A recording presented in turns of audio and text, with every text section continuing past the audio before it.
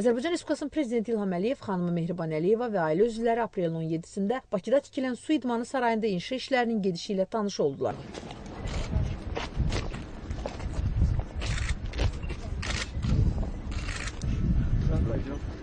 Gənclər və İdman Naziri Azad Rəhimov Su İdmanı Sarayında layihə əsasında görülən işlərlə bağlı dövlətimizin başçısına məlumat verdi. Bildirildi ki, Su İdmanı Sarayı üçün 6 hektar torpaq sahəsi ayrılıb. Ümumi sahəsi 66 min kvadrat metr olan saray Beynəlxalq Üzgüçülük Federasiyasının tələblərinə tam cavab verir. Sarayda 3 üzgüçülük hovuzu olacaq. Uzunluğu 50, eni 25 metr olacaq hovuz yarışlar üçün nəzərdə tutulub. İkinci hovuzda isə məşqlər keçiriləcək. Hündürlükdən suya tullanma hovuzunun uzunluğu 25, eni 20 metrdir. Bundan başqa sarayda fitness zalları, restoran, konferans zalı, ofislər, digər işçi və köməkçi otaqlar fəaliyyət göstərəcək. Su İdmanı Sarayının ərazisində köməkçi bina və qurğular, 500 yerlik yerüstü avtomobil dayanacağı yaradılacaq. Sarayda keçiriləcək idman yarışlarını 6000 tamaşaçı izləyə biləcək. Burada idmançıların məşq etmələri, respublika və beynəlxalq səviyyəli yarışların təşkili üçün hər cür şərait olacaq. Tikinti işlərini xarici və yerli şirkətlər icra edəcək. Dövlətimizin başçısına və xanımına Avropa Oyunları Parkının layihəsi əsasında aparılacaq inşaat işləri barədə də məlumat verildi. Bildirildi ki, 18 hektar ərazidə inşa ediləcək Avropa Oyunları Parkı 3 idman qurğusundan, su polosu, çimərlik voleybolu və futbolu, basketbol yarışları qurğularından ibarət olacaq. Bu qurğular arasında 2 mərtəbəli funksional keçidin inşası da nəzərdə tutulur. Burada 4 hissədən ibarət funksional sahələrin yaradılması üçün də xüsusi ərazi ayrılıb. Avropa Oyunları Parkında iclas və konferans zallarının, kafe və funksional otaqların inşası da nəzərdə tutulur. Parkda həmçinin mətbuat və yayım üçün çəkiliş qurğuları sahəsi, avtomobil dayanacağı və digər xidmət sahələri də yaradılacaq. Görülən işlərlə yaxından tanış olan dövlətimizin başçısı müvafiq tapşırıqlarını verdi.